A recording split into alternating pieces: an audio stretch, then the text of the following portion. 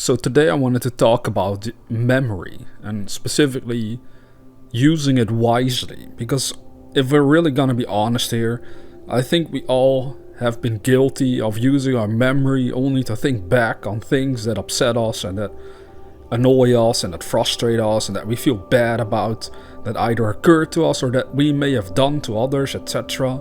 This whole thing of memory can really be a blessing or a curse. Memory becomes kind of like a blessing when you're only, using it to think back on the positive, on things that you actually have learned and gained throughout your lifetime so far, no matter how many years have gone by. But you see, there's also another way of using it, as I just mentioned earlier, and that is using it against yourself, using memory in such a way that it actually upsets you. So, in a way, if we learn to use memory wisely, we can come to some interesting insights that I wanted to share with you today. So many of the insights currently that I have been sharing is always after meditation. I contemplate it deeply within my own consciousness and then I write what I feel, what comes to me through my intuition. So one of the things that I perceived was that as we age, memories start to build up. Now we have to keep consciousness calm and at peace through meditation, for it is behind all the anxieties, stress, sorrows, anger and worries we otherwise experience as we grow older with time. You see, you can also see this with children, right? Of course, if a child is growing up in a very abusive home, in a very bad situation, it will have an effect on them regardless, and it will be in their memory as well. But let's just assume for a moment here that overall the childhood was very good. Or at least it was, proper. And there was no abuse or anything over the top happening. Well, then what tends to happen with these children that grow up in a stable home, which is actually very rare, I'm well aware of that. They say that so many homes are actually broken, but that might be a whole other topic in general. But a stable home, a person grows up there as a child. They don't have bad memories necessarily. So what do you see in that child is that they tend to be happier. They tend to be more positive and optimistic about life. Then you have another child and it's an abusive place, and then as the years go by, this child, because of the abusive stuff, becomes more and more negative in potentiality. And usually it happens. Not always, I'm well aware, so this is not all black and white, but a lot of the times it is, where people grow up and they do stupid stuff in adolescency and stuff like that. It's because of their childhood usually also being messed up in a way. They become rebellious, etc. But why does this all happen, right? Well, it's because their memories have imprinted certain things on their consciousness that is causing them to behave in certain ways.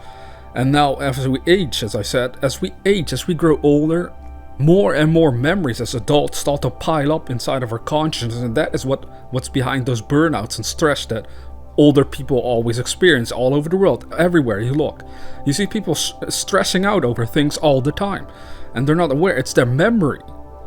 This memory that's going on inside their conscience is messing with their own peace of mind, and it needs to be controlled. We need to learn how to stabilize it, how to use our own consciousness in such a way that it actually is doing good and not bad.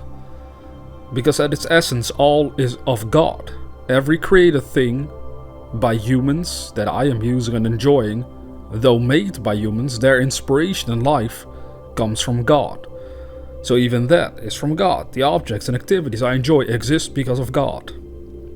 Being frustrated over activities and objects and with people physically is therefore absurd.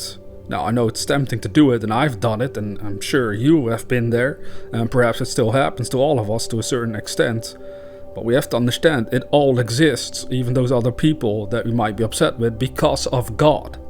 So to be upset about any of it is to be upset at God indirectly, which is really bizarre, and it's actually behind our suffering to actually go against divine mind. That's not good. That's actually really stupid, but due to our egoic tendency, we can't see the unity as of yet. Now, I would say to all of this, if you're going through it because your memories are messing with your mind, with your well-being, because of what happened in the past, what people have done, what you have done, what has occurred, whatever it is, it's clearly messing with your mind if you're feeling bad, at least. So I would say calm down and learn to see these memories as chaotic waves in the ocean of memory.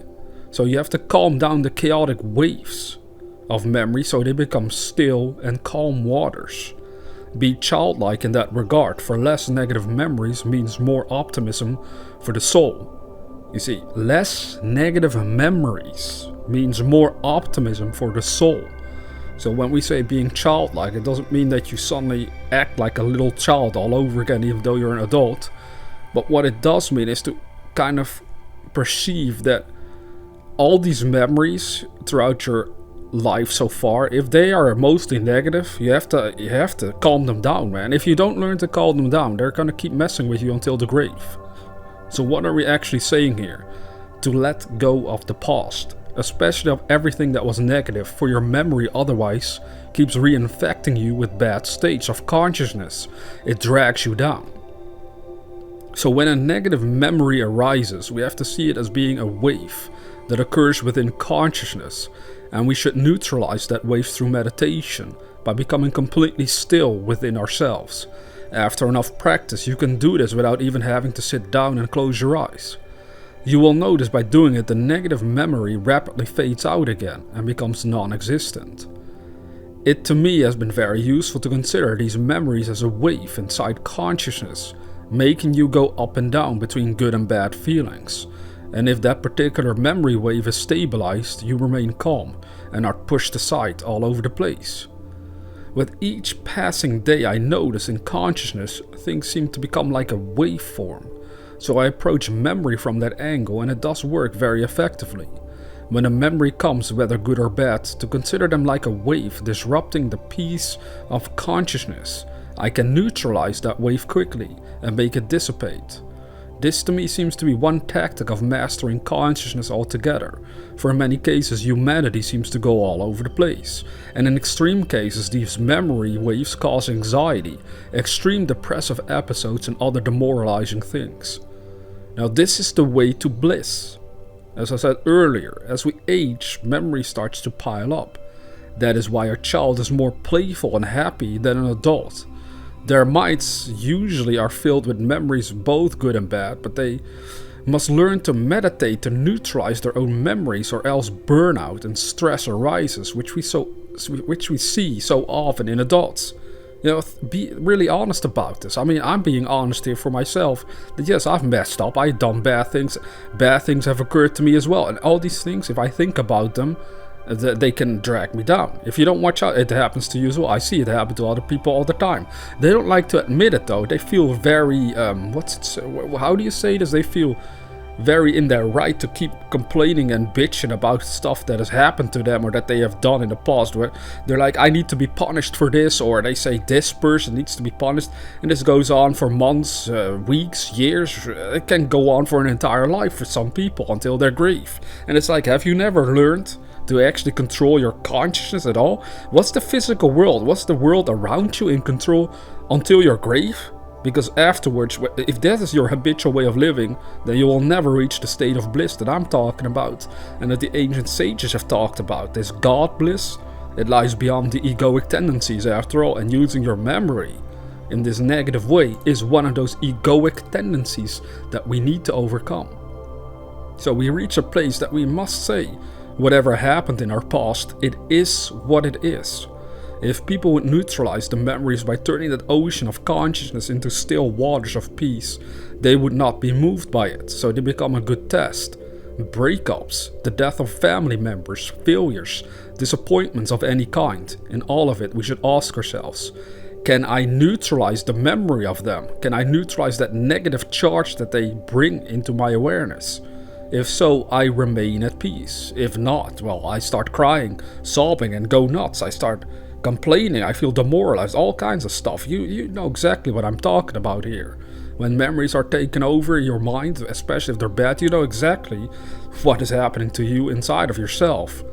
Now, people might project their own anxieties of things that went wrong into the past, into the present and future, and approach new situations already with an anxious mind. This too needs to be calmed down through the conscious practice of calming down the noise going on inside consciousness by meditation. Because this is another real risk, you see. What if bad things have happened to you so much, right? Other people have done terrible things to you, and you become kind of scared of reaching out to other people or to actually be around them, to be friends with them. If somebody comes along that is just a friendly person, but you've been only known to be surrounded by people that were abusive, that are like crazy, that would do all kinds of abusive things to you, and use you and misuse your trust, etc., whatever you want to call it. Well, then a friendly person who's genuinely friendly, suddenly you might, because of your memory messing with your head, you'll be anxious of opening yourself up to perhaps someone that would be just a cool person to be around. You see, I have had this happen to me, and I've done it myself as well. I will be totally honest about that. I have known people that approached me and they had this anxiety in their minds. They would just project what happened to them in their past based on how other people treated them, and they just assumed they would even blatantly tell me. They just assumed I would be the same. It's like, what are you talking about? I was not necessarily the same. But yeah, likewise, I could also have the same problem myself when I deal with certain people, and then I might think, this seems like it's going in a direction of something that I've been through before, and I don't like it. Sometimes I'm correct on this assumption, and other times I realize, maybe I was a little off there. Maybe it was just me that was looking at it in a messed up way. This is what you're going to discover. The more honest you become with yourself and into looking into your own conscience through meditation, well, the more you'll learn about yourself and how to actually learn and live a balanced life, to be stable within yourself, to be at peace, because ultimately, life is not meant to be a struggle. Now, the struggles can make us stronger and wiser, of course. They should catapult us towards the road of becoming a becoming a bitter person, right? No, becoming a bigger, better person. If it's doing that, if the ups and downs of your life have helped you become like that, you should have proof of this. There's no point in saying, yeah, I always learn from my mistakes, while nothing is improving for you. There should be evidence of this. What is the evidence? The evidence is in how you feel and how your life is going. So if you're still having bad days all the time and feeling bad while saying out loud, well, yeah, I always learn from my problems, that is a lie. That is nonsense. You're basically fooling yourself. And since you are part of God's essence, it was said that you can never fool God, because God knows what's in your heart, what's in the depths of your consciousness. So we better learn to do this truthfully, to take this seriously, and then work with it to overcome all these negative tendencies that memory causes within our very being. Because ultimately all these memories need to be wiped out. When death comes, your memories will be wiped out. It's not until you are spiritually entirely awake to the divine mind, to cosmic consciousness, that you'll be able to retain your own individuality as you enter the spiritual realms. But most people, they don't learn this, and then they pass away, and their memories get wiped out, and they are reincarnated into a new life, where they cannot recall what happened in the previous one, other than perhaps having some peculiar personality traits that they brought with them in this current lifetime. And we all have them, whether we believe it or not. There's all kinds of peculiarities that you have that are probably because of past lives. But that, again, is also a totally different subject altogether. But for now, I hope you will take this to heart and consider, have I been calming down my memory faculty? Have I made sure it's serving me? Because as long as it serves you, then you'll feel good.